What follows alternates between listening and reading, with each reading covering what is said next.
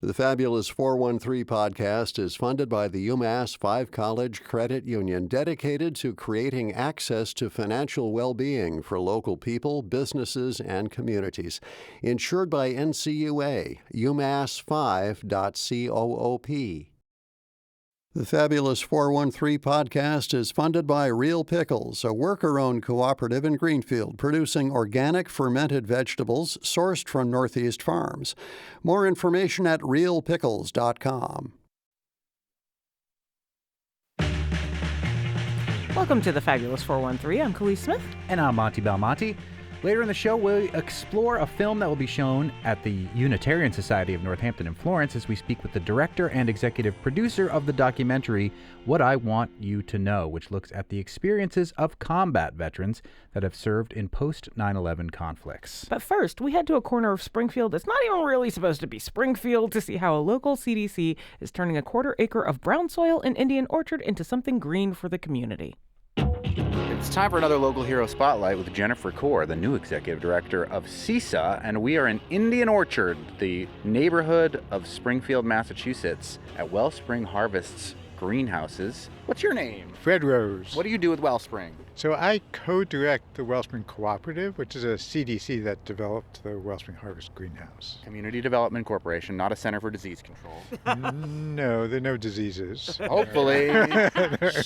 And we have talked a number of times with the Go Fresh Mobile Market, which has a relationship with Wellspring Co-op and Wellspring Harvest, and also has a broken down Go Fresh Mobile Market truck right there. But the other truck is out on the road as we speak, bringing this stuff to the community. The old one, Yeah. right? Right before the first time that we talked to them, they had upgraded to the one that is currently on the road. Yeah. So this one is resting. It's retired now. But Indian Orchard, I mean, at least where we are, it feels like a neighborhood in Springfield, and then all of a sudden out of it are these huge greenhouses. What kind of space do we have with these greenhouses? So this is about a quarter-acre greenhouse. It's, you're right, Indian Orchard was a village that is now a neighborhood in Springfield. Yeah. And so, and the greenhouse has been here for about 7 years, and it was built on this corner of a 17-acre site that was part of Chapman Valve. This was one of the big industries in Springfield that was here. Like a lot of old industry, it was sort of bought up by some outside corporation, and in the 80s was moved out of here, and this became a brownfield site. Uh-huh. So Wellspring bought this corner. It's about 1.5 acres, and we got it from the Springfield Redevelopment Authority and built a greenhouse on it. There is a big industrial building right next door that's still doing some sort of industrial manufacturing or what have you. Piping and metalwork and another 1/3 industry that I did not read on their sign. Police is illegally parked in their lot right now. Not technically here. So growing food on a brownfield requires this kind of infrastructure. When did you build the greenhouse? How many years ago? So it opened in 2018, but it was at least a 2-year process. I mean, we were looking for a site. It took us a year to find a site. This is one of the few big open sites in the city. Yeah, so in 2018 we opened. Were you always looking for a greenhouse site, or had you been previously looking for standard agricultural land to grow on? So Wellspring's mission is to create jobs in the city and developing worker cooperatives. So the idea is to create jobs and also jobs that people own. So it's sort of, we say it's job creation and wealth creation, because people who are part of the co-op, share in governing it and then share in the company's profits. Mm-hmm. We started with the idea of a greenhouse because we had this partnership with places like Bay State and UMass and others who were interested in more local food production, and so we were looking for ways to do that, and it seemed like a greenhouse was a way to do year-round production because there's off-season, not lots of fresh produce. I know Right. it's chilly even right now. Should we go in the greenhouse? Sure. Probably warmer in there. It is. By design. Fred Rose, tell us more about the Wellspring Co-op and some of the other kind of worker-owned businesses that you're working with. Yeah, this is part of a network. As I said, we have in Holyoke, there's Energia is a weatherization co-op. They've been around for about... I've seen a lot of their trucks and things like that. Yeah, they've been around But I didn't know that was part of Wellspring. Yeah. They sort of predated us, but they joined the network. Natural Living Landscapes is a landscaping co-op. See their signs too. Yeah, and then there's Catalyst Healing is a cooperative that does counseling. Wellspring Upholstery was our first co-op that does upholstery work. Is that why it's called Wellspring? Because the couches and things have the springs inside them? That springs well. No, the name predated the upholstery shop. So is this our own local Mondragon network? That's our vision, right? We're all trying to figure out how we I don't know if you know Mondragon, Not right? really, no. It's in Spain, sort of the biggest cooperative economy in the world. It was started coming out of the Spanish Civil War. Yeah. Sort of the Basque region of Spain was on the losing side of that, and so they were really isolated. And this priest there started to develop these cooperatives, and over 50 years built this huge economy. So they have maybe 100,000 people as part of our cooperative economy there. So we've all been thinking about how do we recreate that. Good to know that we'll have our own plan coming out of fascism as well. That's right. How many people are part of Wellspring Harvest now, do you think? So there are Or the Wellspring 8 Co-op. people, Yeah. 8 people who work here Yeah. at the greenhouse. Yeah. But so we have a number of other projects too. We have a community kitchen in Holyoke, so we have a lot of other networks. But you mean numbers of people in the co-ops? 40 or so. I mean, it's a changing number, but yeah. We're getting there. 40 spread over like a number of businesses within that too, like 8 or 9 businesses. We're not yet Mondragon, but in like another 40 years or so. Yeah, cool. We're gonna be. We want to show us around the greenhouse? Yeah. So we grow mostly lettuce varieties, and we grow some basil, but it's all hydroponic. And it's not in the ground. It is a brownfield, as you mentioned, so everything's Yes, up. so we can't grow in the ground Yeah. here. These are ebb and flow tables, so they actually water them every 4 times a day.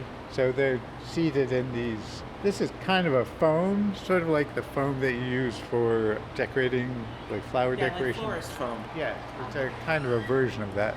This is Clive. Clive is the production manager here at Wellspring Harvest, and he's been here from the beginning, a member of the co-op. Nice. How'd you get into this, Clive? It just happened by, to pass by, there was building it, and I started saying, can I join the team? Did you have any growing experience or anything? Previously, I had with my grandmother's farm, I assisted her doing Oh, that. nice. So it kind of helped out because I like crops and I like planting stuff. So kind of like, okay. I'm gonna give it- Zimbabwe, actually. In Zimbabwe. Oh, yeah, nice. Zimbabwe, Africa. So what does it mean to you to be, are you an owner too because of the way that it's structured? It means a lot of struggle because we haven't been profitable at all. So we want to see a profit sharing eventually at the end of the year. Yeah. But we'll be struggling with the sales. Hopefully we can fill the void with somebody that will come in and help with the sales department. Yeah. Otherwise everything is on point. So you've got good production. You're looking for our market. Is that okay? Yes. Did you have to learn about the hydroponic production then? It's a learning curve. It's not that hard to learn. Is this a radio interview? Yeah. That's what the microphone in your face is.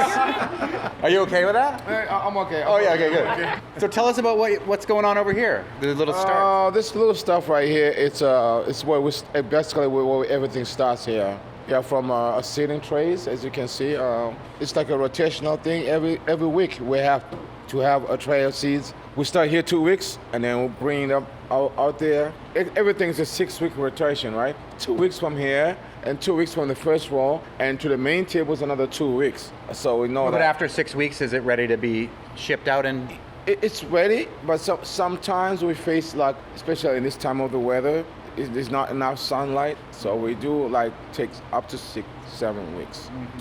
In the hydroponic production, you're watering with some kind of nutrient-rich water. That's where they're getting all of their nutrients. We do add some of the low fertilizer here and there to make them grow faster. Yeah, so these don't hold nutrients. You're right, you have to add them as you go. So they're in the tank. As you can see, the roots are showing. The roots coming through the It's bottom coming of from the the trays that bottom, they're in. You know. So you know that you can add some of stuff in that. So then what about these guys over here? Is that This- like week 4 or something? Or? This already, she's doing the transplanting actually, if you can look. She's working on transplanting from here to over there. So they go. Let's keep going into the greenhouse. Yeah. So this is sort of the nursery area. So they go from there to this 2-inch spacing. They have more space to grow. But they're still not in soil balls. They're still in that little kind of foam we just thing. move that from space to space. That's interesting. So then it goes from the nursery area to, we call these our finishing channels. So Yeah. those are 8-inch spacings. And so that's where it has the space to grow to full size. I mean, it looks beautiful. The layout out here and the different types of lettuces that we're seeing. Why lettuce? I know it grows quickly, which might be part of it. Yeah, lettuce is, lots of people are growing lettuce in hydroponic greenhouses. It does grow well. It has, obviously a big market. Grows well, especially like at 65 degrees, so you don't have to keep it as hot. Like tomatoes need higher temperatures and other things. It has a quick rotation, so lettuce just seems to be a crop that does well hydroponically. When you built the greenhouse, did you know you were going to go into lettuce production principally? Yeah, we did a feasibility study. We hired some folks who were in the hydroponic world, and they said lettuce is a good crop to do. So, but we have looked at other kinds of crops, and we are doing basil. We've done some other herbs. Yeah. We have room to expand and double our size, and we've looked at maybe doing either something like tomatoes, which you do in these pots. Yeah, we're looking at a mushroom growing. Yeah. So looking at other crops. There's too much lettuce in the world, but Let us move on from that. Do you have a favorite lettuce, Clive? I go with the green sweet crisp. That's the best. What I love the favorite is about just to see the greenery. I know we got some part of red lettuce, but the green part is my favorite. Every time I come here, I see the greenery. It looks like just like perfect to me. Kind of like a therapeutic environment to be in, it feels like. the idea is that the nutrients and the water are in these buried tanks, and they're buried because it keeps the temperature more even. But then I can tell you, it sort of pumps it up into these, tubes. So that holds the nutrients in the water, and then it flows down and recirculates. So it keeps going around and around. Yeah, so it's really efficient for water use and nutrient use because it recirculates. And then the other thing is that in a greenhouse, it's all about controlling the environment and trying to create an ideal conditions for lettuce all the time. Mm-hmm. We're affected by light and we're affected by temperature and all, but we have a lot of bells and whistles. We do have LED lights. We have this curtain that in the heat of the summer will keep out some of the heat, and in the winter will keep the heat in. Mm-hmm. We have a misting system to control humidity. So we've done a lot, and we actually have it's computer controlled by, we have an environmental controller. I can show you that. Is a big thing, so it can control as much as possible the temperature and the humidity and all, trying to keep it at ideal condition. That's the name of the game in the greenhouse. Is the production 52 weeks a year, or do you guys take any time off in the heat of the summer or otherwise? No, we don't. Actually, in the summertime, we have a sales problems because the schools are out, so we don't have customers at all. So we really struggle a lot in the summertime. Lots more field lettuce. And there's a lot of people making lettuce. Which schools are you selling it to? The Westfield Public Schools, Agawam Public Schools, Chicopee, and Springfield. Also Springfield and Holyoke Community College. And did the Go Fresh mobile market, what came first, the market or the greenhouse? Oh, no, the greenhouse. And the mobile market was run by the Public Health Institute of Western Mass before us. So around COVID, they were looking for someone to do some operations, and so coming out of that, we became the operator of the mobile market. And do workers at the co-op here also work with the Go Fresh market, or no? It's a separate department. The workers that works here, they work for the greenhouse, and the Go Fresh has its own stuff. More coming up with Fred and Clive at Wellspring Cooperative's greenhouse in Indian Orchard as we learn more about where you can get Wellspring Harvest's lettuce, how USDA cuts have affected their operations, and more. And for Veterans Day, we'll talk with the team behind the documentary, What I Want You to Know. You're listening to the Fabulous 413 on 88.5 NEPM. The Fabulous 413 podcast is funded by Hashi Pottery in 50 Arrow Gallery at Eastworks. Japanese-inspired ceramics and textiles, where every piece is handmade in the Pioneer Valley for home, ritual, or someone dear. HashiPottery.com. Other things, and that's a carbon dioxide generator. So when the light gets low, increasing the carbon dioxide helps production also. Are these the heads of wellspring lettuce that I see at Big Y?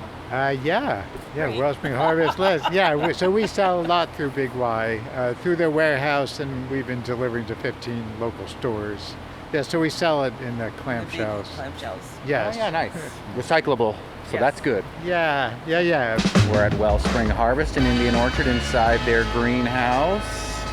There are 5 kinds of lettuce. So there's a red and green butter, and a red and green crisp, and a romaine that we grow.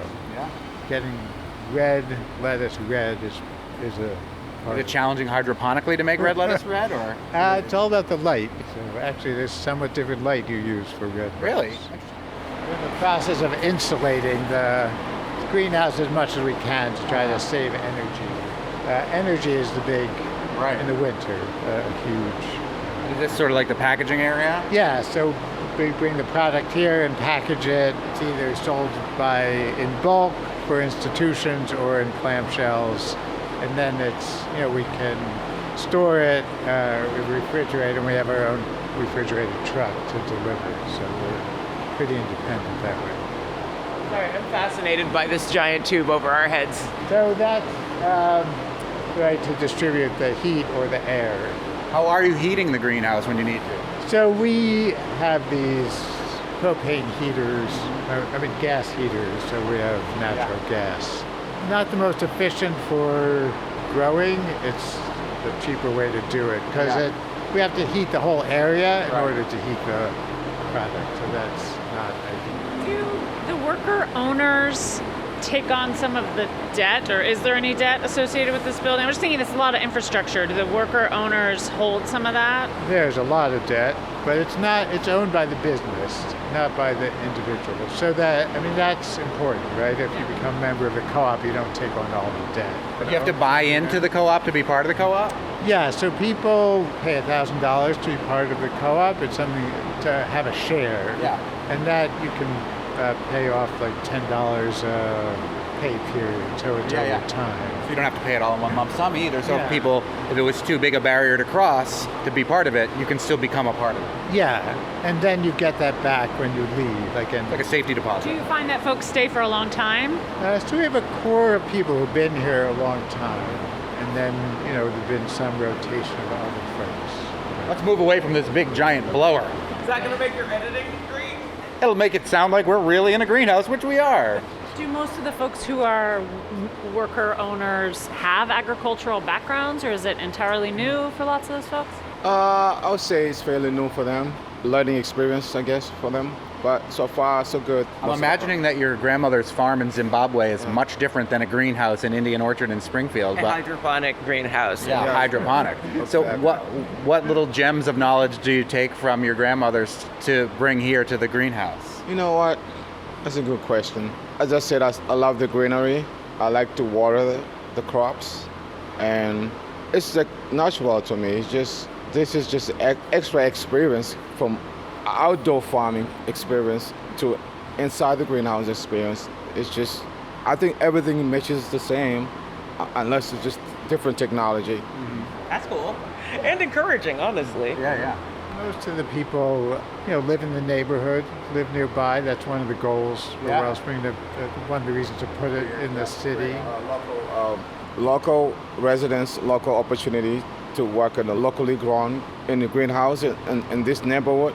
People are so far encouraged by us hiring them because they can go anywhere place, but they can come here. It's open. We don't try to hire other residents from other cities, like big cities like Springfield. They should have a lot of opportunities, but this is like a small town, Indian Orchard, and we like to, maintain our culture, like employ the local residents so they can have opportunity to, survive and feed their families. Are there places besides Go Fresh Mobile Market to buy Wellspring lettuce in Indian Orchard? Actually, we're having like our basil lemonade juice that we're creating. We have a couple of restaurants on Main Street. They want to support us with this, but they are locals that want to support our business. And not in lettuce, but in a lemonade way, because we tried the the new supermarkets out here, but they have their own suppliers and they won't give us a chance, especially like, for example, the Stop and Shop. I heard that they're not interested in supporting locally or minority-owned businesses, so we struggle in that part. I think for Big Y, they opened the doors for us and they're still taking stuff from us, so I was really disappointed with the Stop and Shop, how they treated us from the first time we opened this greenhouse. They never ever given us a chance to try our product. Come on, Stop and Shop. You're a local company too. You were born in Massachusetts. Big Y is a big market, but the River Valley Co-ops also, Biggie, East Hampton, so some small stores, and then bulk to these school districts and Bay State Health too. So, and then we've worked with some food hubs. So there's Boston Gleaners is a food hub in Boston. They've been a good partner, and with some other food hubs in Vermont and in Connecticut also. So, and were those facilitated with the LFPA money from the USDA, the Local Food Purchasing Agreement money that was canceled? Yeah, so you're right. So Boston had a big grant that they lost, and that was a big loss for us. We did lose a lot of sales, and when that got canceled, we're still selling to them, but not at the same scale. Another example of how our collective tax dollars sort of trickle down into our community to support enterprises like this and create jobs in local communities. Yeah, no, that's a big gap. And we were saying that a lot of the school districts that we work with did get funding for food purchasing, and we have not seen them fall off. So I think they've taken on that in terms of their own budgets, but that was also a potential risk. State has kind of rallied to support a lot of the mass farm to school stuff. So although there were many worries earlier in the year, they've mostly come back. And the school districts have done some creative things to try to figure out how to fill in those blanks too. So that's all good. I mean, certainly with the mobile market, they've seen big cuts with the cuts in SNAP. Almost like infrastructure matters. Turns out it does. Turns out infrastructure does matter. Well, thanks for showing us around this Wellspring Harvest greenhouse, Fred Rose. Yeah, no, thank you. Appreciate you coming. Yeah, great to see people in person. You're not just like a disembodied voice. No, I am. Yeah, it is really nice to know where the lettuce that I buy comes from. Yeah, and to see, that we've had the Go Fresh mobile market on a couple times, and to see where they're getting supplied too. So connecting all the dots. Because really, yours is the nicest looking lettuce that's in the market. Nice. All right. Glad you said that. You didn't have to say that. I don't have to say it, but it's true. You can find all of the businesses that are involved with the Wellspring Cooperative, including Wellspring Harvest, at wellspringcoop.org. And thanks again to Fred and Clive for showing us around the greenhouse, and Jennifer Kaur, Executive Director of CISA, for taking us there. Now we'll honor those who fight in our military by learning about their real lived experiences through the documentary What I Want You to Know, and hearing from the film's director, Katie Furch, and executive producer, Tommy Furlong. You're listening to the Fabulous 413 on 88.5 NEPM. The Fabulous 413 podcast is funded by the UMass Amherst School of Public Policy, offering in-person and online graduate programs in public policy and data analytics. Admissions now open at umass.edu/SPP. From the moment I joined, I specifically chose a position in the Army I knew was a combat role. I very much wanted to go to Afghanistan. I wanted to be a part of what I considered to be a justified reaction to the terrorist attacks. I wanted to do something that was pro-America. I didn't want to be hanging back on the edges. If we were going to go to war, I wanted to be in the middle of it. It seemed like a very clear-cut mission to me at that time, that we're helping the people of Afghanistan. When I enlisted, I knew it would be sent to Iraq, and we hadn't found weapons of mass destruction yet, but I believed that we'd be helping the Iraqi people. Day to day, it was driving in circles, hoping a bomb didn't go off, knowing a bomb would go off. The amount of insurgency that was going on, that's hard to believe that they wanted us there. There's so many IEDs getting blown up on us on a daily basis. We didn't learn the lessons from Vietnam that when you're fighting a force that has these strong beliefs, they don't follow the traditional combat way of fighting that we're used to. They're fighting for their family, for their honor. They're fueled by different things, and it's very hard to uh, to fight against that. Like, it's just a losing battle. Welcome back to the Fabulous 413. It's Veterans Day, and What I Want You to Know is a new documentary about post 9/11 veterans. There'll be a screening of the film in two places in the 413 on Saturday, at the Mason Public Library in Great Barrington, as well as at the Unitarian Society of Northampton and Florence this Saturday, November 15th. The documentary is an intimate journey alongside Iraq and Afghanistan veterans as they share deeply personal stories from their deployments, exploring truth and justice in the context of their wars. The screening in Northampton will start at 6 p.m., followed by a discussion and Q&A with Afghanistan war veteran Tommy Furlong and filmmaker and director Katie Furch, who join us now. Executive producer Tommy Furlong served as an infantry officer with 3rd Battalion, 6th Marine Regiment from 2008 until 2011. He deployed in 2010 to Afghanistan as a rifle platoon commander, weapons platoon commander, and fire support team leader. That's such a long title. Tommy left the Marine Corps in 2011 as a captain and worked for Mass General Hospital and the Red Sox Foundation's home base program. Woo! He earned a graduate degree at Northeastern University and works in the semiconductor industry. He lives in the greater Boston area with his wife and 2 kids. And filmmaker Katie Furch is an award-winning producer, director, and editor who's worked extensively with corporate, academic, and nonprofit clients, and also lives in the greater Boston area. They are with us now. Thank you both so much for joining us. Thank you both for having us. It's really wonderful to be here. Thank you. This is a powerful documentary. We read a lot of books and we watch a lot of documentaries, and I have to say that this was one of the most powerful and emotional ones to get through because of hearing from the experiences of the folks that you talk to who have gone through these wars that have taken over the better part of this millennium that we live in. So I guess maybe my first question is, whose idea was it to say this is a movie that needs to be made and these are the stories that need to be told? Katie, you want to take that one? Actually, I'm going to lob it over to Tommy because it was his idea, along with Travis Weiner, who's another veteran. Travis served in Iraq, and he and Tommy worked together at the home base program, and they came up with his idea there. So, yeah, tell us that story, Tommy. Yeah, thanks, Katie. And thank you, Monty and Kels, for allowing us to be here. It's been very happy to share the news about this film and really to get the word out there.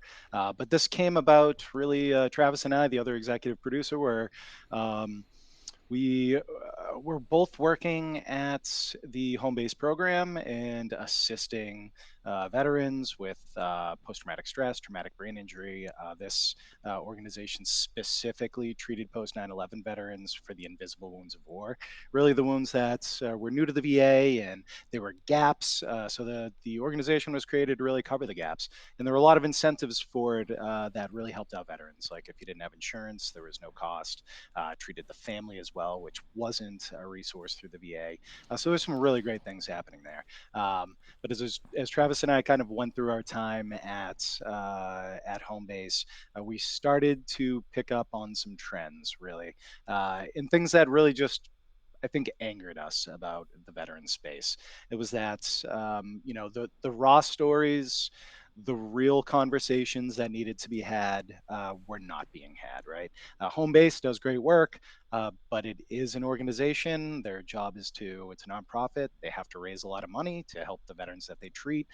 So the stories that they share and that they use to promote the organization and to help treat the veterans through the funding are those feel-good stories, right? Or the ones that are going to get donors to look at them. Right.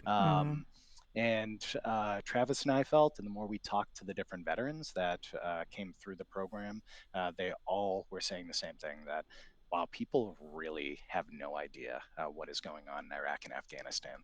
It is so out of sight, out of mind, right? People just, there's a great saying that like, hey, America's at war and it's people are at the mall, and that really like rang true to us. It was such a distant memory. You'd come back home after, a year-long deployment and nobody here would even knows that, right? Like the war is happening. It was very different from those that were being fought previously, Vietnam, where you're seeing nightly coverage, of the Vietnam War. And I think ultimately it's what allowed these wars to go on for so long.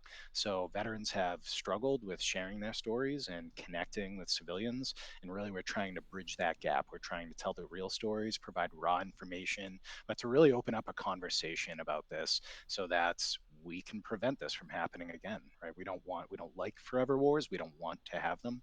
And those of us in the military, we only want to go to war if it's absolutely necessary. And we find that really the opposite is happening these days. So hopefully this documentary is a testament to that, and a conversation that we can have with America about how, hey, let's not repeat these mistakes again.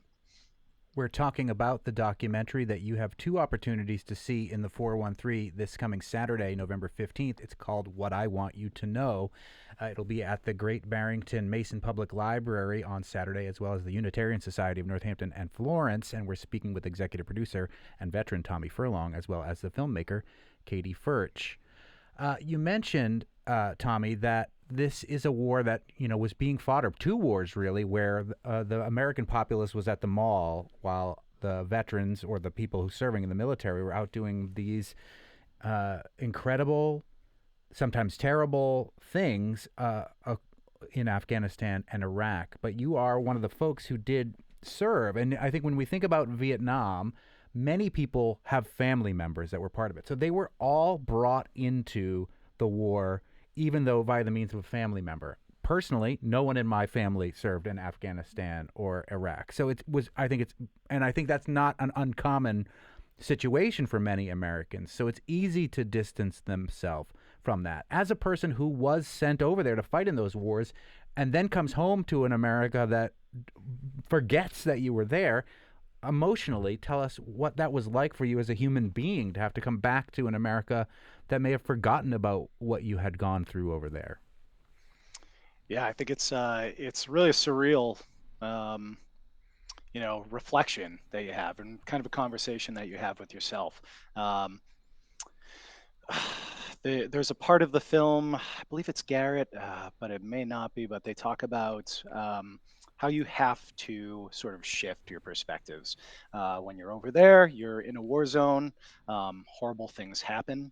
Um, in reality, somebody is killed in your unit. Okay, we're going to spend the day to mourn, but tomorrow it's back to the mission, right? We can't just stop patrolling. The war doesn't end now because we've lost a Marine brother. Um, and that idea where you just have to keep going, keep that tactical mindset, push sort of those thoughts out of your mind, and really just concentrate on the mission. Not easy to do, but in the moment where it's your life is really constantly in danger. It makes it a little bit easier to facilitate. Now the change I think happens when you come home and now um, you've opened yourself back up. You have those flood of emotions. You start to reflect on your service and the things that you did. Um, and the more you kind of pick at that, the more you dig into it, and the more you read, and the more people you talk to, you really start to realize, like, wow, okay, this was not what I was sold. This was not what I thought I was going into. Um, we kind of grow up on the, like, my father's a Vietnam veteran. My brother's about to finish 20 years in the Navy. Was a family thing for me. Grandfathers fought in World War II, plenty of uncles that served. I never thought I was going to serve, but I ended up doing it just because 9/11 happened my senior year in high school. I felt like Sarah mentioned during that clip in the preview.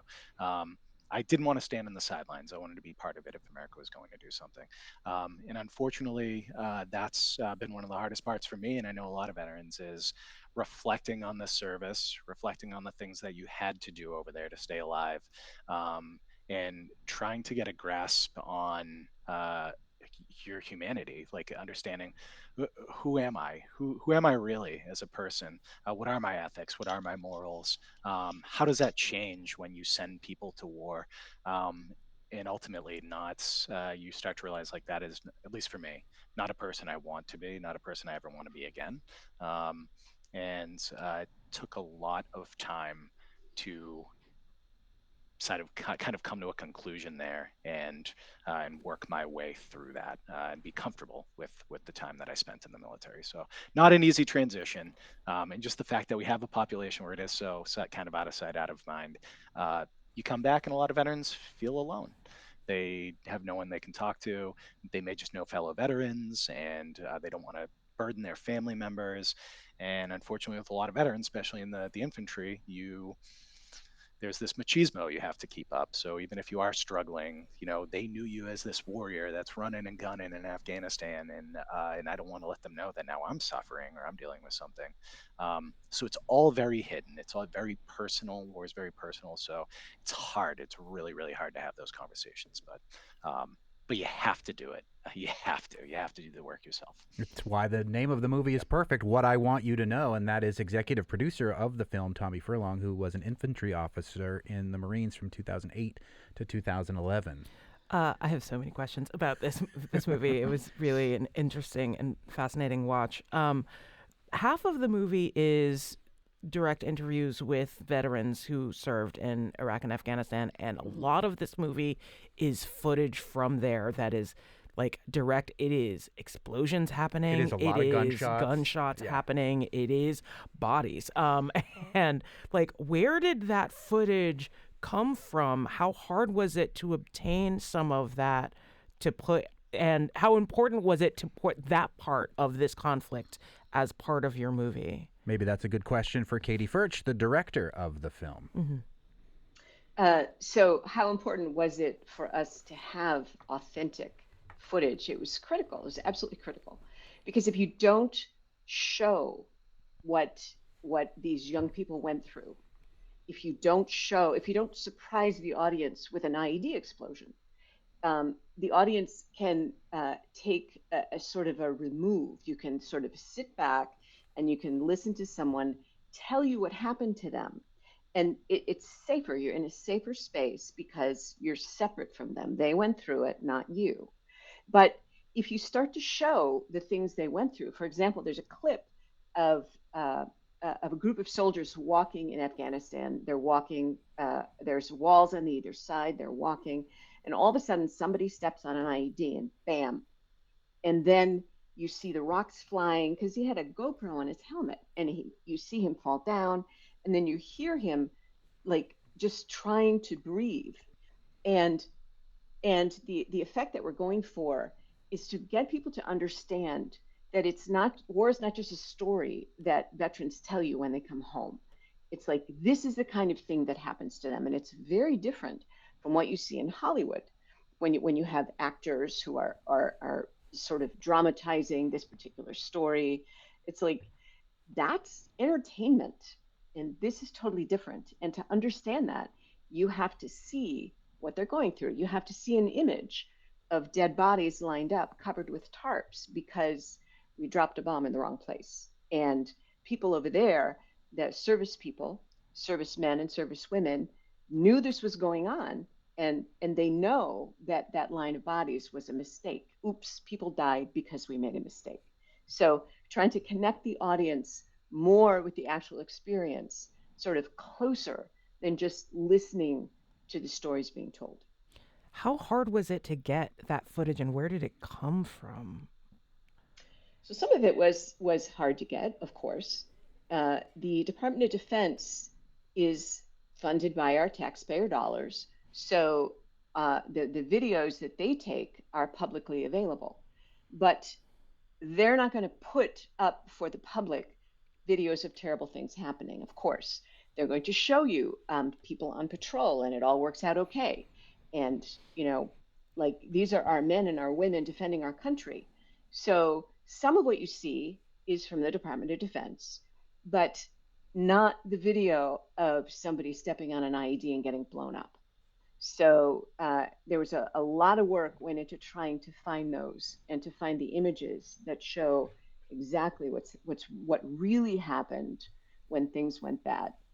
Are there publicly available just searchable? A variety of sources. So what were those sources? And can you dig through the Department of Defense archives to find those clips?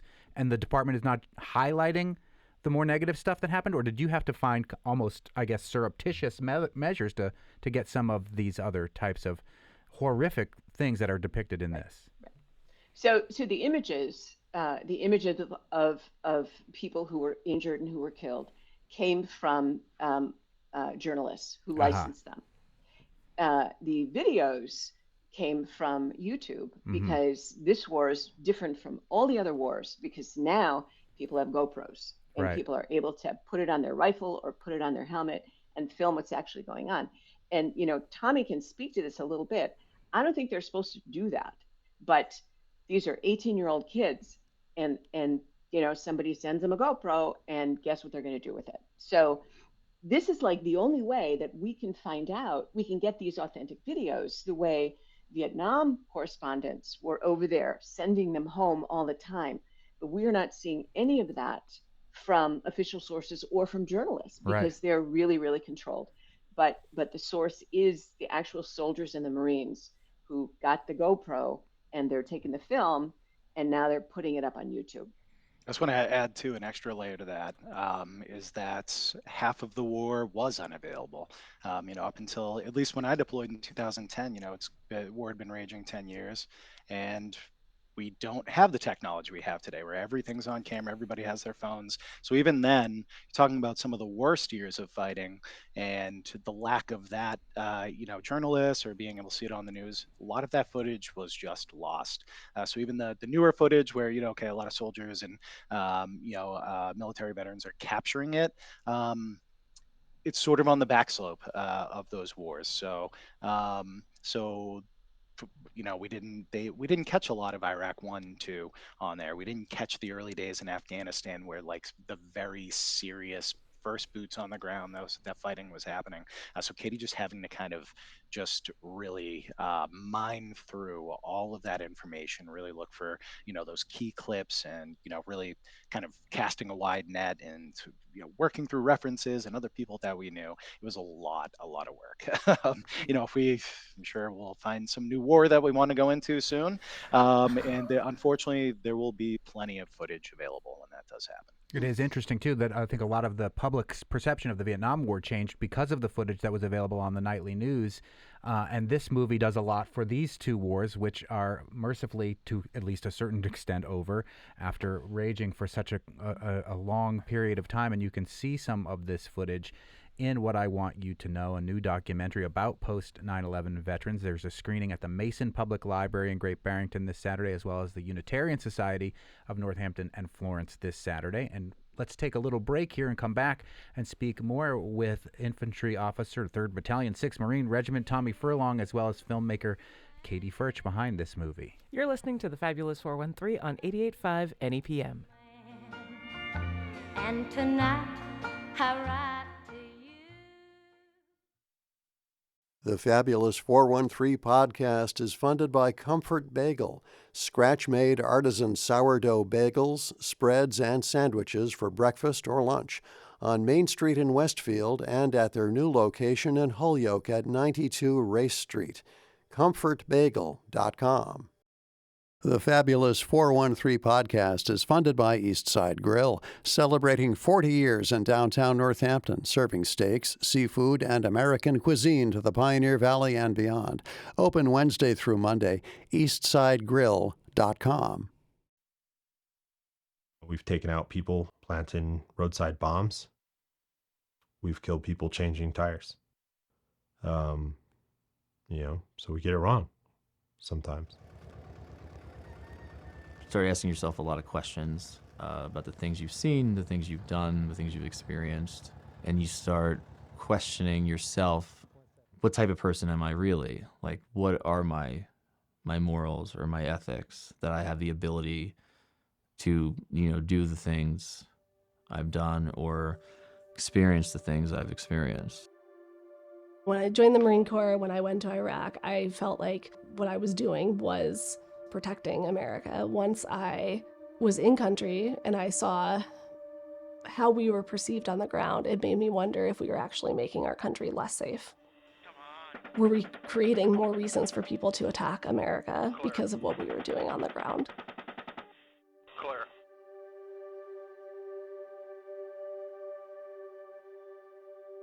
It's good that people are thankful, and I'm glad they're thankful, but am I in a war for a good reason to be thanked for? And that's where my questions come in.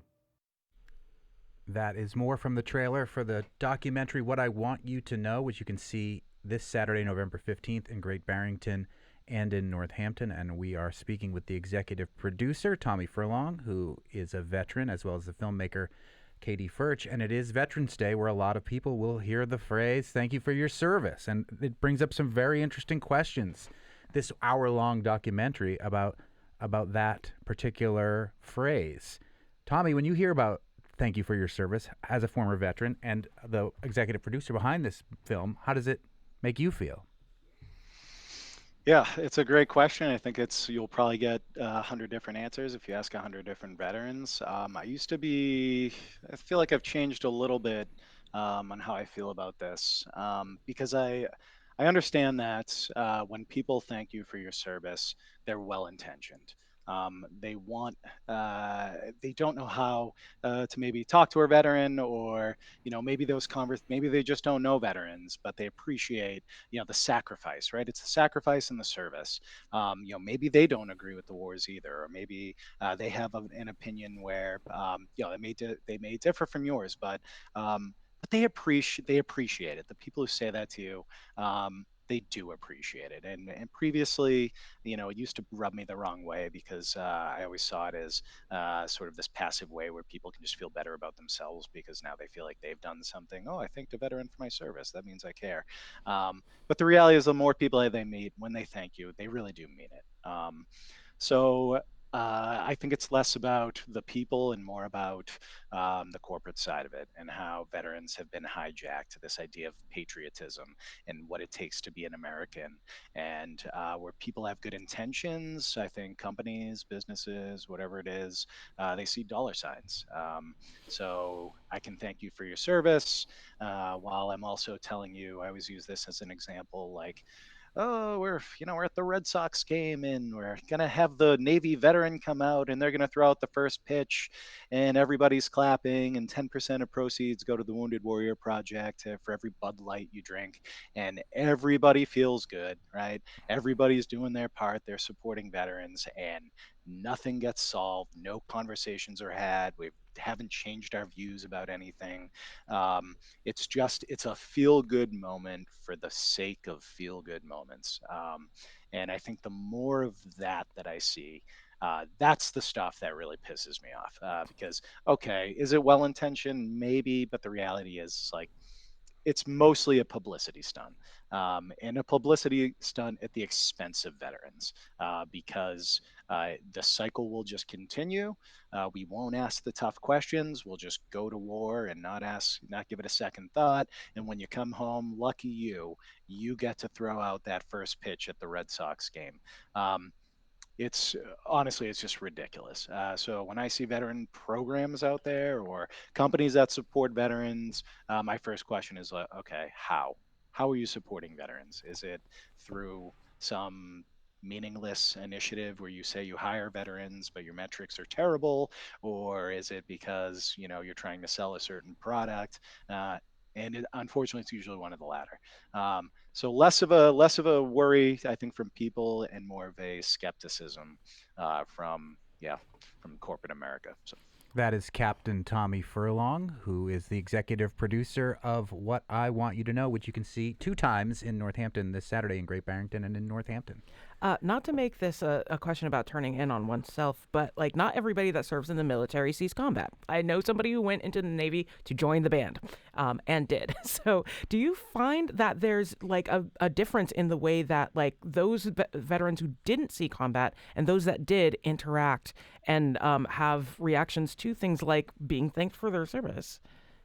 Yeah, definitely. That is a great question, Kalisa. I think this is something I actually think about a lot, and I know plenty of veterans who did not see combat.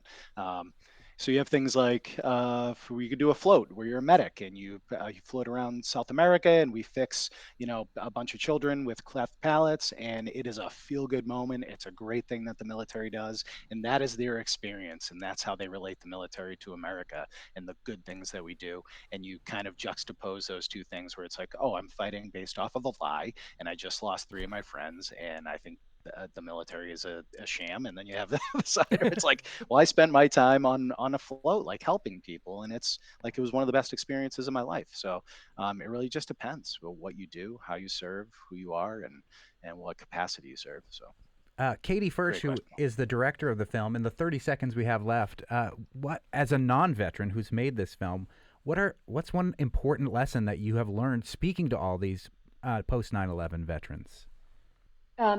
Maybe the answer is, what do they want the film to do? And I asked all of them that, and they said things like, I want to give context to why so many came back different, and I want people to understand that I'm not anti-military. I just want people to understand and appreciate the cost when you send people to combat. And one veteran said, I want it to be a testament for my children and my family so they can understand, because I don't talk about it very much. The film is What I Want You to Know, and you have 2 opportunities to see the film and talk with the filmmakers this Saturday, one at the Mason Public Library in Great Barrington and the other at the Unitarian Society of Northampton and Florence. Captain Tommy Furlong, who's the executive producer of this film and a veteran, and filmmaker Katie Firsch, thank you so much for joining us today on Veterans Day. It's an important film. Mm-hmm. Thank you so much. Yeah, thank you both. Thank you for sharing it. It's a really powerful watch. In contrast, on the next Fabulous 413, we go play with toys. Sounds like a plan to me.